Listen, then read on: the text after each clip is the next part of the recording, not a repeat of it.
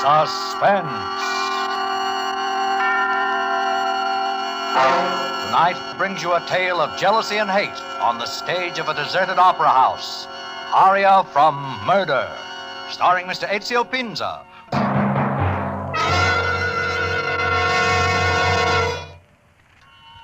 And now, with Aria from Murder and the performance of Mr. Ezio Pinza, he hopes once again to keep you in suspense.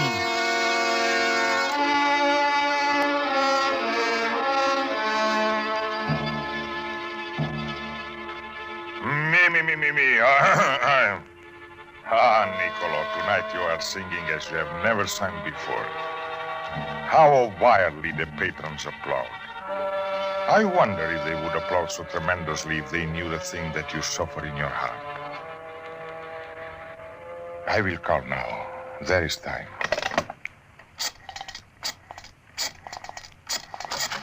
Intermission, Mr. Mazzini. You've got about 15 minutes. Thank you.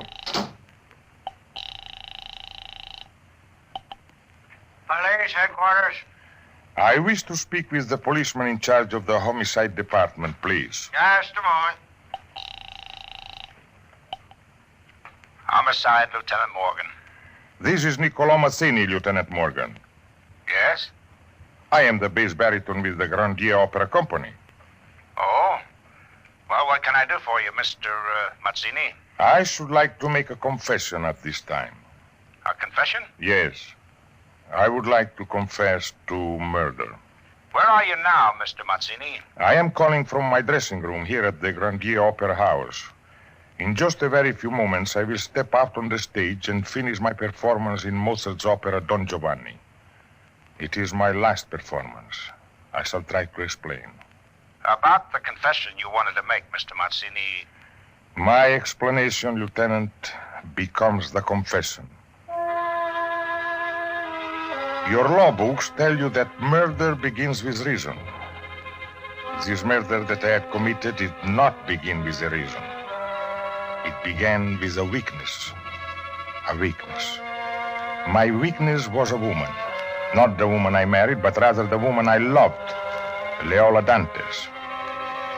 I was successful in hiding my association with Leola from the people around me, except in the eyes of one man, Felix Levine, the general manager of the company.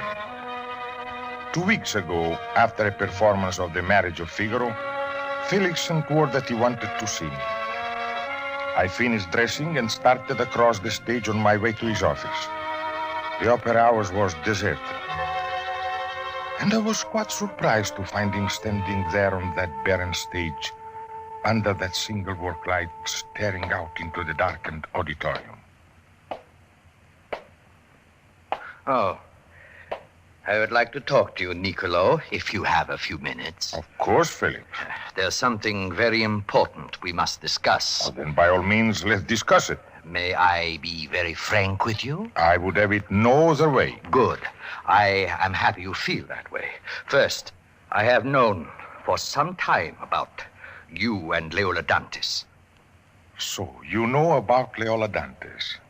And who else besides you, Felix, knows? I have tried as best I could to keep it from the others. And my wife? Have you told my wife? No, Niccolo. I did not have the heart. I have wanted to spare Irene's feelings. You? You wanted to spare her feelings? This touches me deeply. Huh? I don't know what you mean. Well, this concern of yours, it really is not so much for me as it is for Irene. Oh, don't be ridiculous, Niccolo. Oh, you want to spare her feelings? Don't read meaning where there is no meaning, Niccolo. I think that you've been waiting for something like this for a long time. Tell me, Felix, are you masking your love for Irene with pity? Oh, your reason has gone. Well, what else can I believe? What other possible reason can there be for this threat? Do you know what these are, Niccolo? Papers? Pieces of paper? They are bills, hundreds of them. Look at them, Niccolo, bills. Bills that you have run up. Almost $5,000 worth of flowers, champagne, gifts. What are you doing with this? They were sent here to the company as attachments on your guarantee for the present season. So? So, it turns out, Niccolo, that there isn't any more guarantee. You've already been advanced way over your guarantee. At the moment, you owe the company almost an entire season. Oh, I don't believe you. It's impossible. It's not impossible, Niccolo. But, Felix, this question of the money can so easily be solved. These creditors know me. They know that next season I will take care of... Niccolo, there won't be any next season for you. Oh, I don't understand. I have a contract. I am going to break it. You've waited for this moment for a long time, haven't you? You're being very stupid now, Niccolo. I am being much more realistic about this than you can possibly imagine. Are you really? My reason hasn't gone. It's just that you have made a stupid mistake. A mistake? I am not a violent man. I dislike violence very much. But you really haven't given me any alternative. You have only given me one choice to make. What do you mean? The opera house is so quiet at night when no one is here. Listen, Felix, not a sound. Niccolo, what is wrong with you? Look at the enormous shadows we throw upon the stage from this work light. Are you trying to frighten me? You won't, you know. No, I am not trying to scare you, Felix. That would do no good at all. Well, then what are you talking about? The money problem was your business, but my association with Loyola Dantes was no concern of yours, Felix, not whatsoever. Niccolo! I grabbed this shirt and twisted the collar until his face grew red. And then I yanked at the white light, lifted it high, and with all my strength brought it crashing down on his head.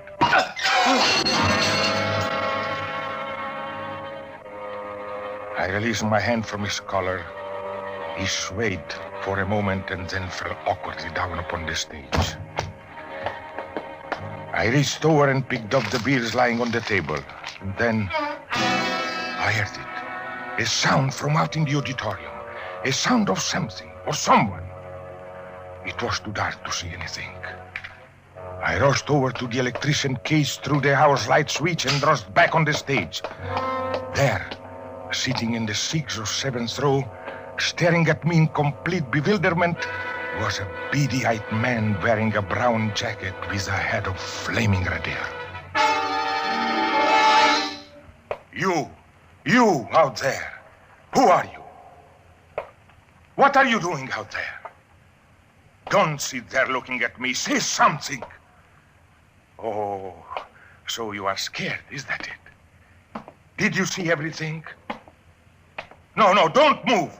Wait, I want to talk to you. Come back now. I won't hurt you, I promise. Are you afraid of me? Why don't you answer me? You are afraid of me, aren't you? Come back here. You, come back. I want to talk to you. Come back!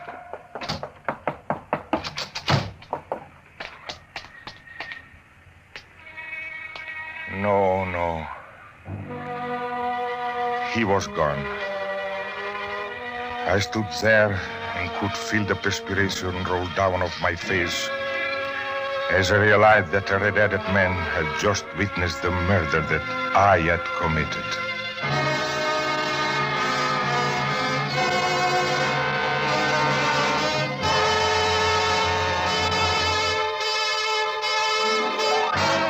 Mr. Ezio Pinza in Aria from Murder. Tonight's production in radio's outstanding theater of thrills, Suspense.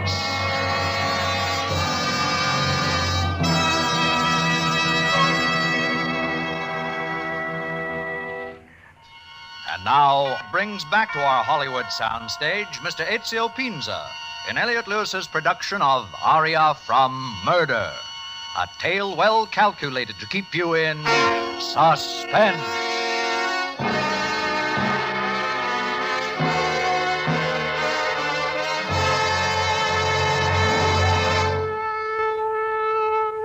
I stood in the alley next to the opera house for a long time. My mind was confused and I felt numb with pain. Not an abnormal reaction for a man who has just committed a murder, I believe. This witness of flaming red hair at that moment might have been on his way to the police. Oh, I was desperate. And a desperate man seeks refuge. My weakness was my refuge. And I went to my weakness.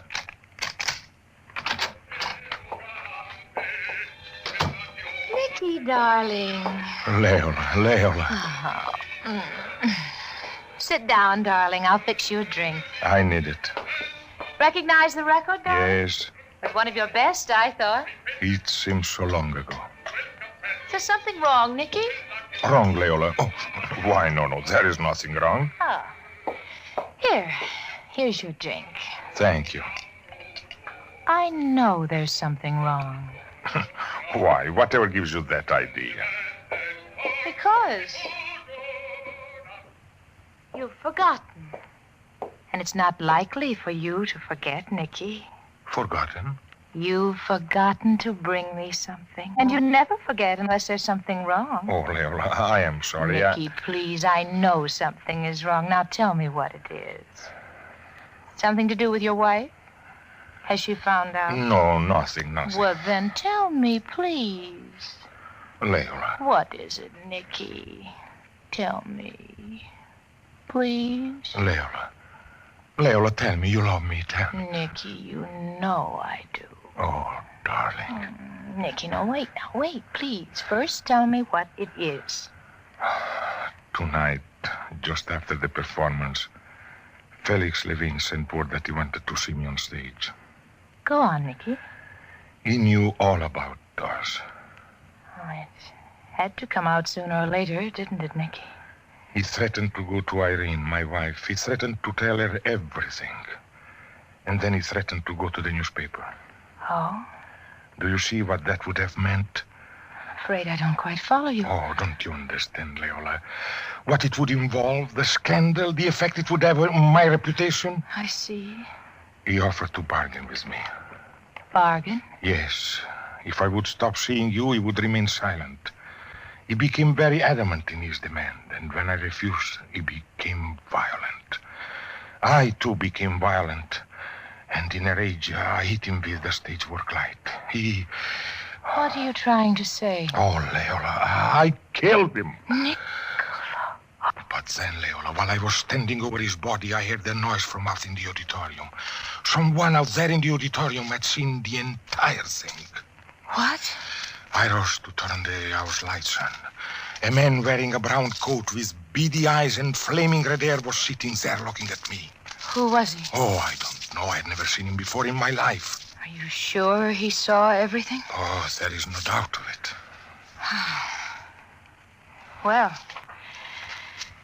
I really don't know what to say. I think I suspected that something like this would happen. Oh, what are you talking about? Well, am I supposed to condone what you did, Nicky? Oh, I need your help, Leola. My help? How can I help you, Nicky? Oh, Leola, darling, please. This isn't something I asked you to do. It's best it happened this way. Because you'd have to wake up sometime. It's a hard, cruel world, Mr. Opera Singer. Am I supposed to comfort this thing? Am I supposed to become involved in this whole rotten mess all because you made a mistake? Well, don't you understand that what I did for us, to keep us together? Take your last bow, Nicky. The curtain's about to ring down, just like it falls on one of those operas you sing in. Oh, don't you realize that if Felix had gone through with what he threatened to, it would have meant losing you? It's funny to see you standing there, so strong and yet so weak. So much like a little boy, and yet so very much an old man. Did you ever actually believe that I was capable of loving you? Leola, I won't believe this. I won't believe it. Put the key to the apartment on the table as you leave, Nicky.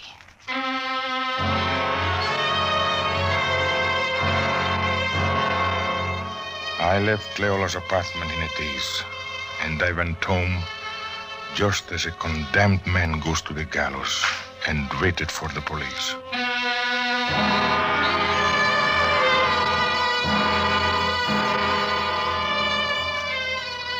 But the police never came. At least they didn't come the first day after the murder. The second day I did receive a call from the police. It was a routine check. They told me they wanted to know if I knew anything about the crime or if I suspected anyone. My answers were vague. I was safe from the police. Finally, Not being able to contain myself any longer, I decided to call Leola just before my Saturday matinee of Boris Godunov.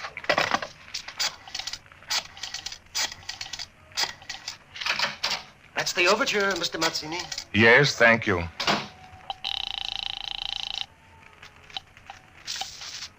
Hello? Niccolo, Leola. Oh, it's you. It looks like the police may dismiss the case. What happened to the man in the brown coat and the flaming red hair, Nicky? I don't know. Are you sure there was such a man, Nicky? Oh, I swear there was such a person, Leola. I swear to you. Then you've been very fortunate, Nicky. But why does he wait? Why doesn't he go to the police? I don't know. Oh, Leola, please. May I come to see you? Not yet, Nicky. At least not until this whole thing is over completely. Leola, please. Let's say at least until we're sure that this man in the brown coat and red hair doesn't put in an appearance. Let's wait, Nicky. Shall we? Yes, Leola. We'll wait.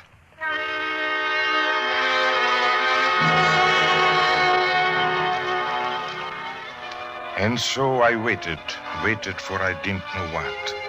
Possibly I was waiting for a knock at the door or the ring of the phone, expecting at any moment it would be the police. At the end of the second week, I found myself beginning to regain my composure. But yet, beneath that composure, I still waited. On Friday night, I was to sing as Camillo. While putting on my makeup in my dressing room, I received a phone call.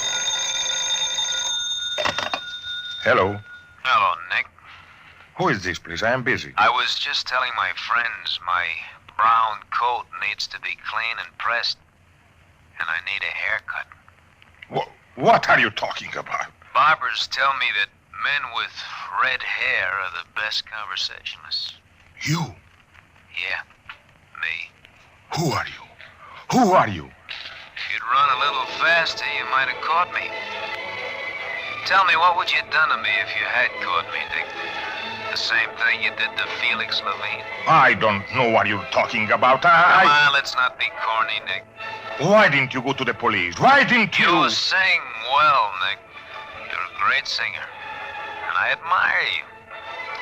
I sing, too. Do you know that? I sing very well. Listen to me. I haven't got the time right now, Nick. I think I'll call you in a day or so and let you know just how well I want you to sing. But listen to me. It's going to be an expensive song. Just remember that. A real expensive song. Wait. Wait. Please, please.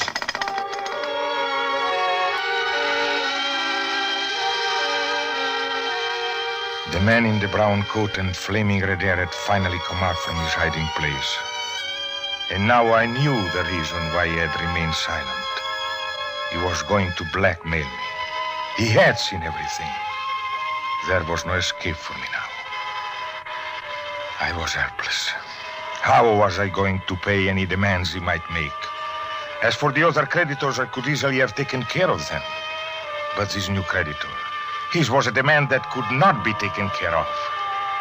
Yes, this man in the brown jacket with flaming red hair had my life in his hands. And he knew it.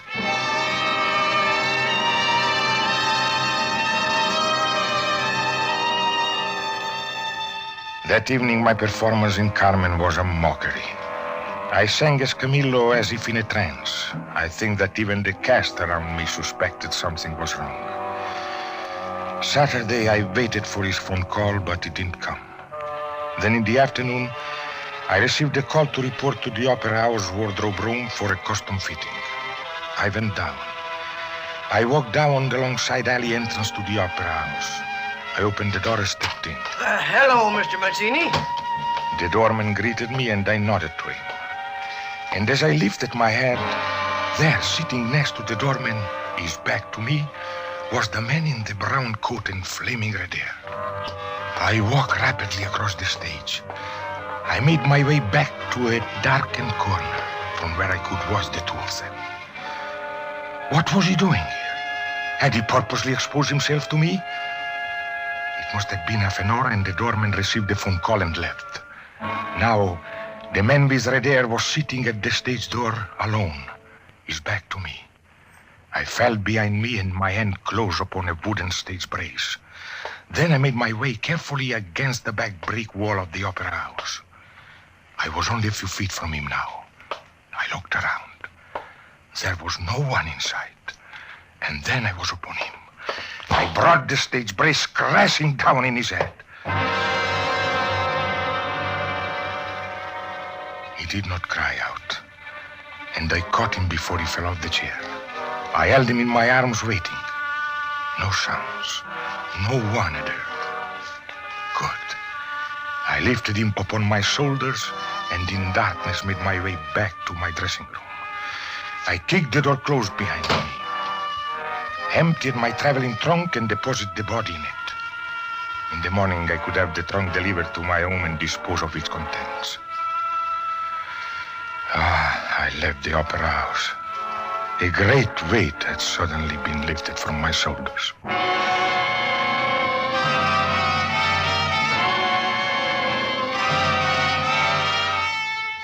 As I arrived at the opera house tonight, I knew that I was to give a performance of opera that the patrons would never forget. A few minutes before I was to go on stage, I was putting the finishing touches on my makeup. Hello. Hello, Nick. How are you? Hi. Have you thought over what I said, Nick? Have you thought about singing for me? But you're dead. You gotta convince me, Nick. I feel very much alive. I feel like singing. This is a joke. Tomorrow, Nick. I want you to sing for me tomorrow. Sing for, say, about $25,000. That should keep me from singing. I don't understand. I'll phone you tomorrow, Nick. Wait.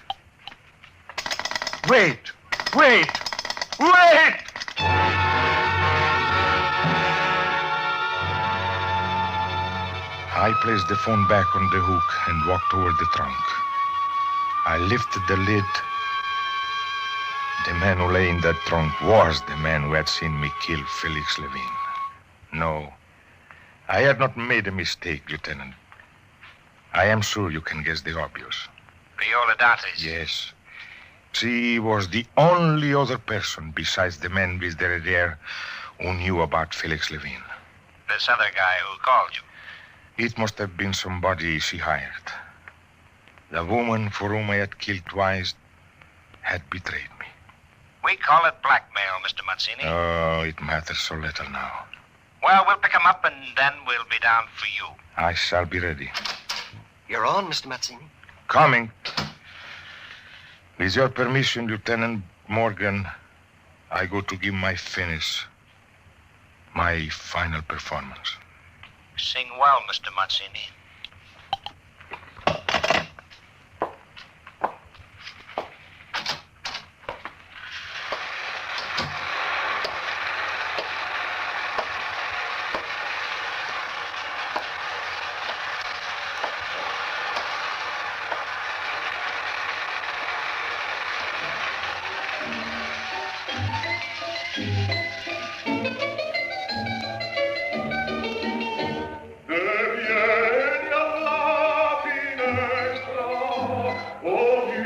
What a voice.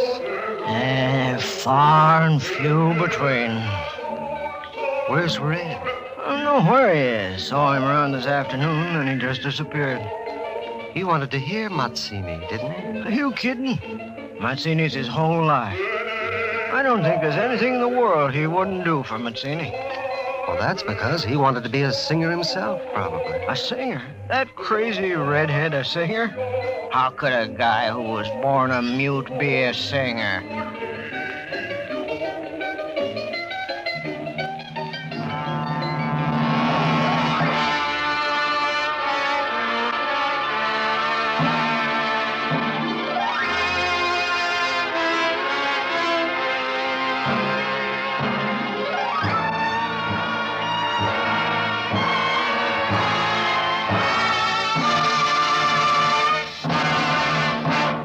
Suspense.